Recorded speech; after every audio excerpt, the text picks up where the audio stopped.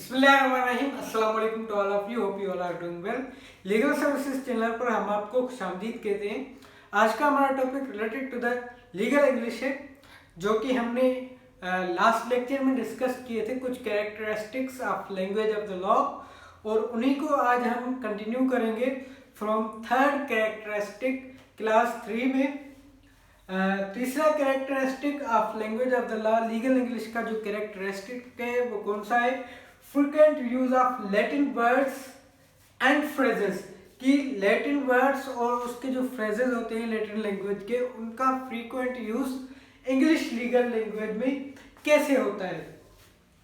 One of the significant feature of the English language is its mass borrowing from other languages, कि English language का एक ये बहुत बड़ा फैक्टर है कि वो अपनी जो वर्ड्स हैं दूसरी लैंग्वेज से भी बारो करती है, क्योंकि वो एक बहुत ही ग्रोइंग लैंग्वेज है, मॉडर्न लैंग्वेज है। इसीलिए from other language the bulk of that borrowing is from Latin directly और इनडायरेक्टली थ्रू फ्रेंच लैंग्वेज, और उन वर्ड्स में से ज़्यादातर वो लैटिन लैंग्वेज से डायरेक्टली बारो करते हैं या इनडायरेक्टली थ्रू फ्रेंच लैंग्वेज अपनी लैंग्वेज में वो उन वर्ड्स को बारो करता है इंग्लिश लैंग्वेज।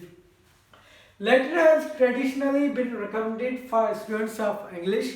लैटिन को ट्रेडिशनली वैसे इंग्लिश के स्टूडेंट्स को रिकमेंड किया जाता है कि आप ये पढ़ें।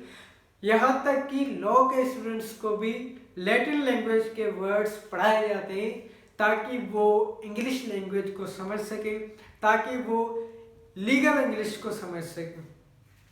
अब वो लैटिन वर्ड्स कौन से हैं? For example affidavit, bona fide, ab initio, ex parte, etcetera etcetera. Affidavit बहुत इस्तेमाल होता है, जो कि लैटिन लैंग्वेज का वर्ड है। उसके अलावा bona fide, mala fide, ab initio in the beginning, ex parte, खास तौर पर ये जो वर्ड्स हैं लीगल वर्ड्स हैं, कोर्ट्स में ज़्यादातर यूज होते हैं। इसके अलावा अब आते हैं फोर्थ कैरेक्टरिस्टिक पर, use of French words in the general vocabulary. English language की या लीगल इंग्लिश की जनरल वोकेबलरी में फ्रेंच वर्ड्स की usage. A vast section of the language of the law is taken from French sources. Writing in 1895, Pollack and Maitland listed as French words basic to law vocabulary, कि French language का एक बहुत बड़ा तादाद English की legal language में शामिल है। 1985 में पोलॉक एंड मेटलन ने एक बुक लिखी थी जिसमें उन्होंने फ्रेंच लैंग्वेज के वर्ड्स दिए थे जो कि इंग्लिश लीगल वर्ड लैंग्वेज में इस्तेमाल होते हैं। कौन से वर्ड्स की लिस्ट थी? एक्शन, डैमेज, जजेस, क्लर्क, पुलिस, प्लेंटिफ। आपने ये वर्ड्स सुने तो होंगे, पर आपको ये पता नहीं होगा कि ये फ्रेंच लैंग्वेज से लिए गए हैं, जो कि अब इंग्लिश लैंग्वेज की डेली रूटीन में शामिल होते हैं। इनके अलावा भी बहुत बड़ी लिस्ट है। फॉर एग्जांपल के लिए हमने ये 5-6 वर्ड्स आपको बताए हैं। इसके अलावा हम आते हैं use of terms of art, कि आर्ट की लैंग्वेज के जो टर्म्स होते हैं वो भी लैंग्वेज ऑफ द लॉ में इस्तेमाल होते हैं। वो कौन से होते हैं? Terms of art are technical words which are usually used in English legal language. कुछ टेक्निकल वर्ड्स होते हैं आर्ट की लैंग्वेज के, जो कि इंग्लिश लैंग्वेज में इस्तेमाल होते हैं। उनमें एग्जांपल में दिए गए हैं। एग्जांपल में कौन से दिए गए हैं? Appeal, agency, stare, decisis, tort, etcetera etcetera. जहाँ तक कि आपको पता होगा कि ये वर्ड्स हम कोर्ट में डेली इस्तेमाल करते हैं, पर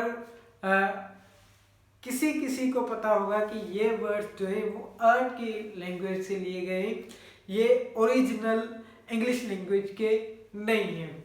let's discuss further other characteristics की तरफ हम आते हैं। Let's discuss characteristic number 3, use of ergot, कि अर्गट का use language of the law में क्या कैसे होता है और क्या होता है।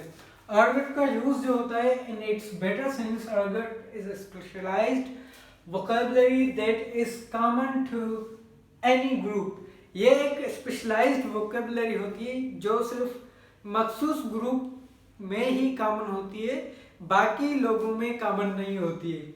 For example ergot of the court room, court room का अर्गट, कोर्ट रूम का अर्गट ऐसे होता है कि वो सिर्फ और सिर्फ लॉयर्स ही समझ सकते हैं कि कोर्ट रूम का अर्गट क्या है, कोर्ट रूम में कौन से ग्रुप ऑफ वर्ड्स इस्तेमाल होंगे, कोर्ट रूम में डिस्कशन करने का कौन सा तरीक़ेकार होगा, इसको हम कहते हैं use of ergot.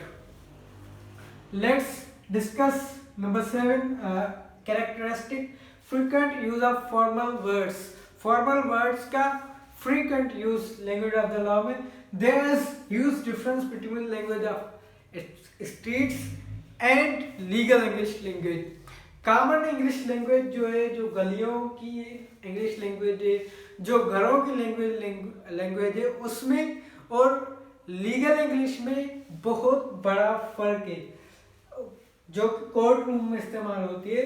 So that we have to use words wisely before the bench. Bench के सामने हम कोई भी अल्फाज अगर बोलते हैं तो हमें सोच समझकर बोलने चाहिए ताकि वो कोर्ट की बेअदबी में ना आ जाए, वो बेंच की बेअदबी में ना आ जाए। फॉर एग्जाम्पल बेंच जो होती है, जो जजेस होते हैं, वो अगर किसी लॉयर को अपने पास बुलाते हैं, ऐसे नहीं कहते कि कम हेयर या कम हेयर मिस्टर, बल्कि वो कहते हैं अप्रोच द बेंच। देखिए अल्फाजों का जो चुनाव है वो कैसे किया गया है। फॉर्मल वर्ड्स को यूज किया जाए ताकि अदालत की तकाजा को बरकरार रखा जा सके। Let's discuss number 8 characteristic deliberate use of words and expressions with flexible meaning. Flexible meaning के साथ वर्ड्स का deliberate use. Language of law is more tricky than common language so that lawyers choose their words more carefully। Common language से हटकर है language of the law.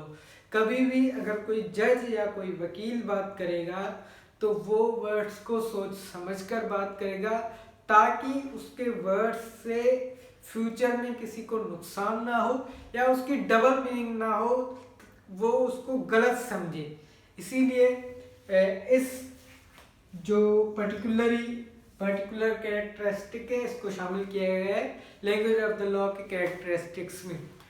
और भी बहुत characteristics हैं, यहाँ तक जो हमारे इंपॉर्टेंट कैरेक्टरिस्टिक्स थे, फीचर्स थे इंग्लिश लैंग्वेज लॉ के, वो कंप्लीट हुए।